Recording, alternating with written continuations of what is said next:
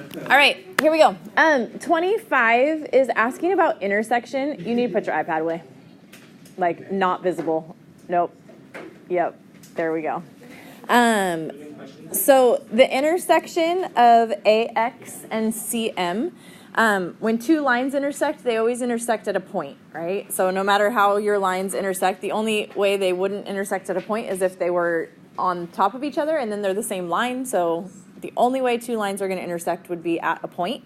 So AX and CM, in other words, you're looking at this line and this line, so they meet right here at N. So that's the first one, point N. Then you have CM and plane V, and then you have RN and plane V, okay? The difference is plane V is, say my arm, right, is on that plane, so your plane's going this way. One of the lines, the CM, is on that plane. The other line, because of that dotted line here, it's going through the plane. So it's like the line's coming here and going through our plane and coming out the other side. So the difference with that is if we have a line on the plane, then the intersection is whatever is the same about the line and the plane, which would be the line itself, right? So CM would be the intersection. Technically, it's a segment here, but if it was a line, you would say a line because planes keep going. But then RN and plane V, RN is cutting through the plane. So where is that plane and that line the same? Just at point N. Okay, so that's 25. Other questions? Yeah, Madison. Yes. Okay, so 23, you do need to be able to recognize the different lines that you can draw in for points of concurrency. The first one, well, they give you these four, right? Perpendicular bisector, angle bisector, median, and altitude. So if you look at AQ, you have to think about what you know about AQ. AQ, the only defining things are you have a right angle, and it goes through the vertex, okay? But notice this is not the same length as that, so it's not a bisector. So we know it's not the perpendicular bisector. There is no marking to show the angle is getting cut in half, so it's not an angle bisector. A median has a bisector, a midpoint on it, so it's not that one. So this one is the altitude, AQ. Actually, let's take all my blue marks away before we write here. Okay, so AQ is altitude. BR, if you look at the markings for that one, you have this line, and they mark those two angles congruent. What is that? That's an angle bisector. It's cutting the angle into equal parts. Here we go. I don't remember where we were at, but CP. So if you look at CP here, the only marking you have for CP is that P is a midpoint, right? These two tell you that P is the midpoint, and a midpoint connected to the opposite vertex is a what? Median. Medium. Yes. So that one's a median, okay? Other questions? Yes, sir. Going off of 23, how do we look at a marking and just by looking at it tell that it's altitude? Altitude has to be through a vertex. Let's change colors here. So it has to go through a vertex, which this one does, and it has to be perpendicular to the opposite side. So as long as it goes through the vertex and is perpendicular to the opposite side, it's a vertex. Or it's a altitude, sorry. The only chance that it could be multiple things is if it's an isosceles triangle, because that would be perpendicular through the vertex, but this would also be cut in half. So that is actually an altitude and a perpendicular bisector if this is isosceles. But I would take either with that. Okay? Yeah. Over 22. Yes. Okay, so the proof. First step of every proof. Given. Okay, so this stuff is going to go here. as the given. Can you tell me what one of your reasons is going to be based on the fact that the given says that? Definition of a midpoint. So if I know this is a midpoint, then I can say AC is congruent to CD. And I can say CB is congruent to CE. Okay, so that's the definition of a midpoint. And then we also know that, and here's where you have to be a little bit careful. What do you see for angles? Vertical angles, okay? But you cannot say angle C is congruent to angle C because you have multiple angles coming off of C. So you have to be more specific. ACB, for instance, angle ACB is congruent to angle ECD by vertical angles.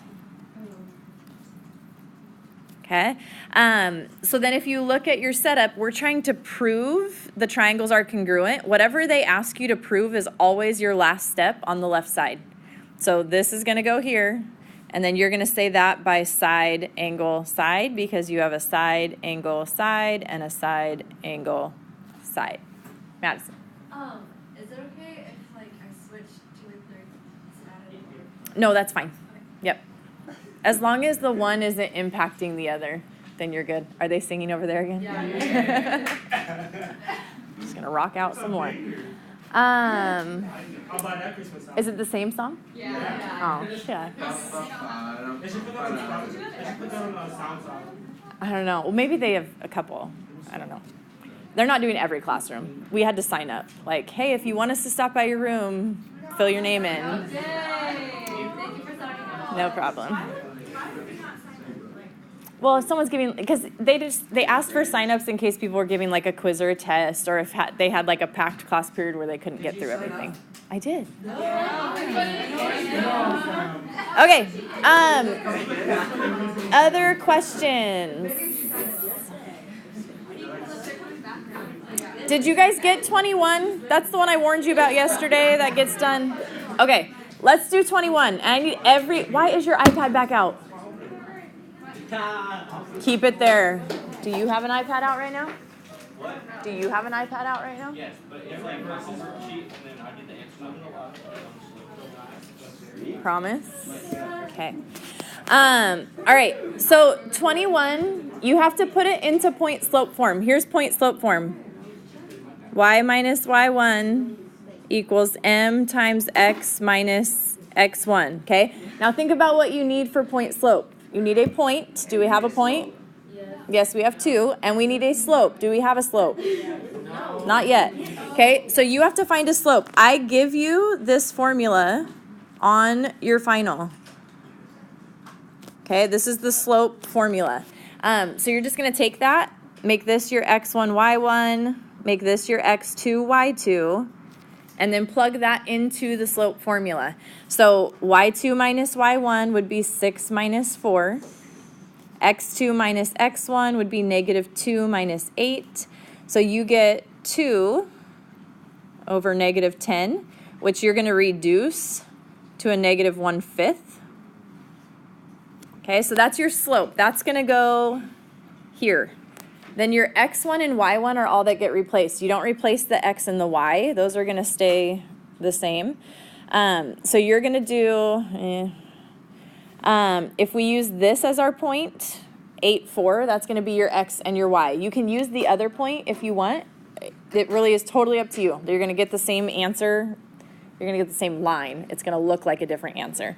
So I'm going to use 8, 4. It would be y minus the y value, which is 4, equals the slope, which is a negative 1/5, and then times x minus the x value, which is that 8. So that would be your answer, okay? If you would have done the negative 2, 6 instead, then it just would have been y minus 6 equals negative 1/5 times x plus 2, because it's minus a negative 2. So either one of those is fine. But just make sure you find the slope first, and then you plug one of the points in with the slope. Yes, sir. Yes. Okay, so 27, they give you that GH is 7y plus 3. Oh, that's seizure worthy. And then 3y minus 5. Okay, and then they tell you GI. So they tell you the whole thing, and you know the parts. So what do? Right, so take the two parts, 7y plus 3 plus 3y minus 5, and set that equal to 9y plus 7. So you get 10y, 3 minus 5, so negative 2, and then 9y plus 7. So take away the 9y, add the 2, so y would equal 9. Okay. Other questions?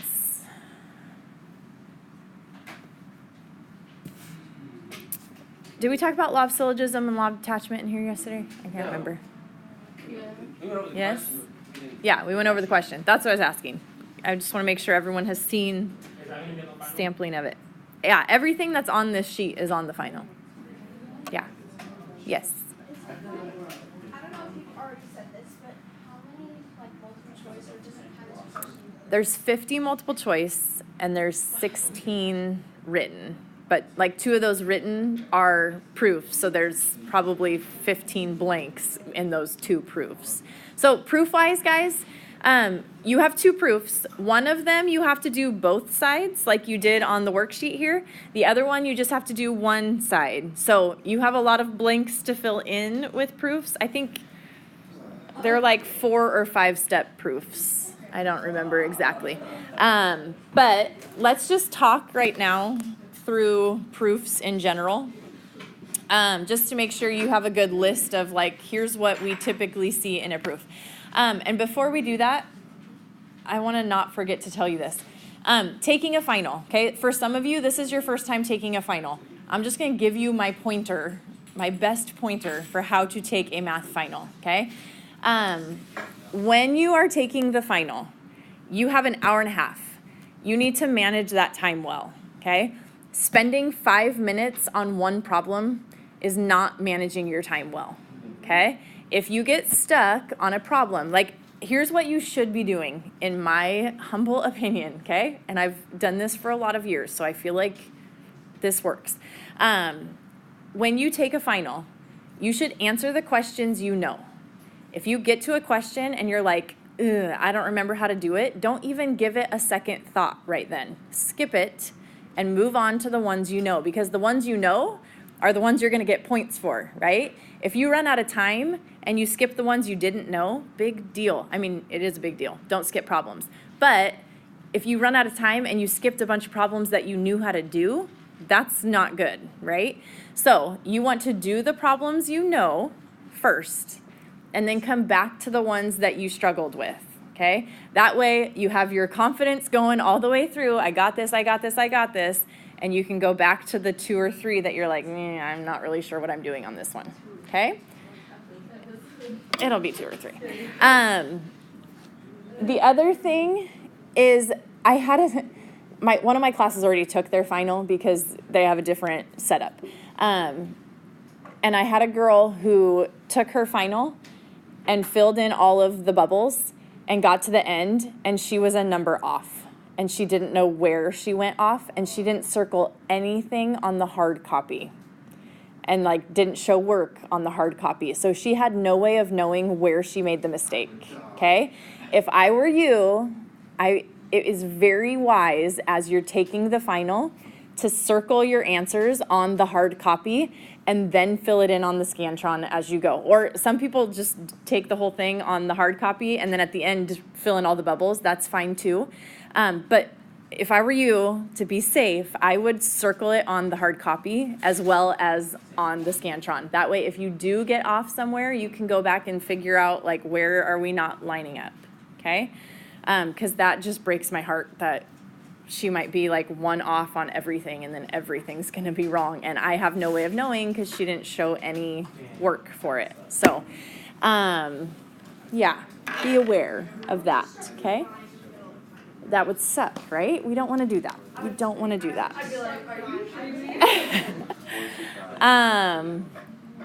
Yeah, so all of that, but back to proofs here. Tell me the first step of every proof. Given. The given. Okay?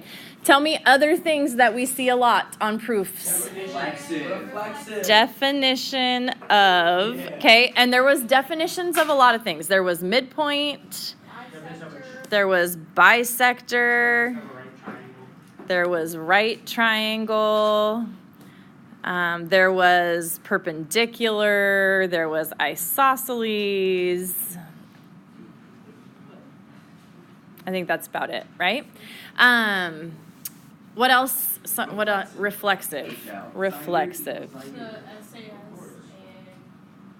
Yes. Okay, we're going to put that stuff down here. So SSS, SAS, ASA, AAS, and HL. When do we use these? What comes over here?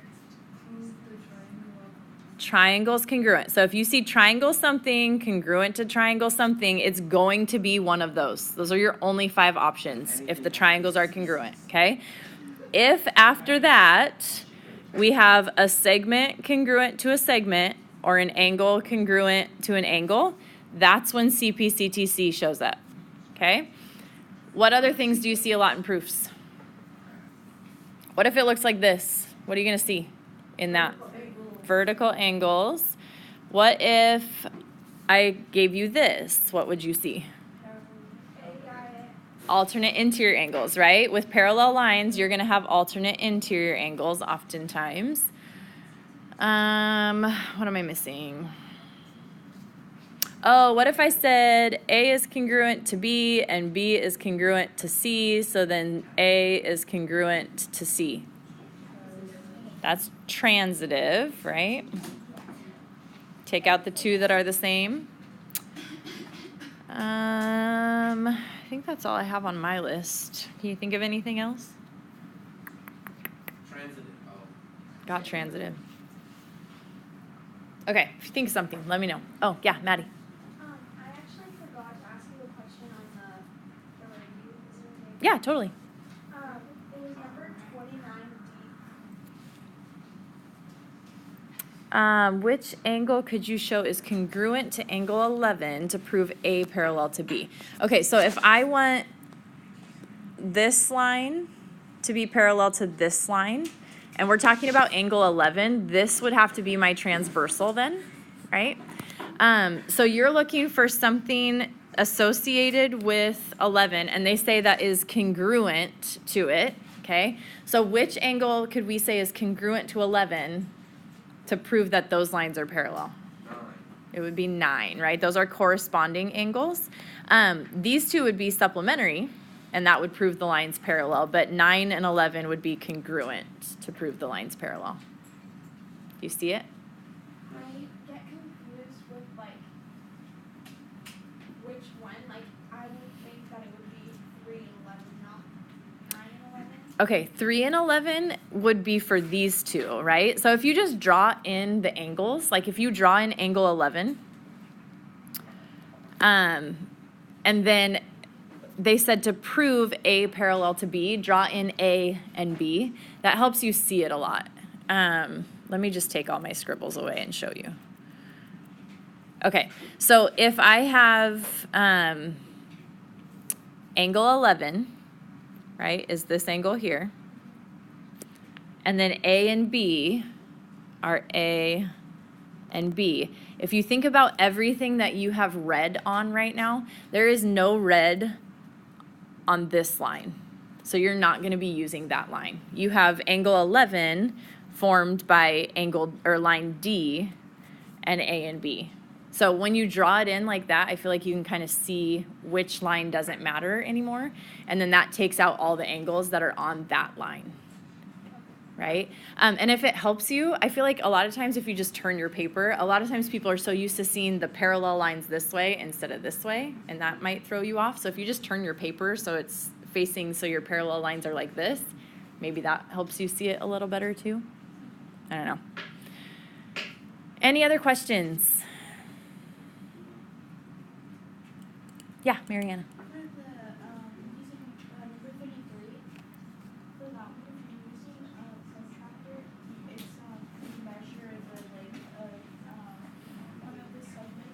Mm-hmm. and then it has to be a little bit more than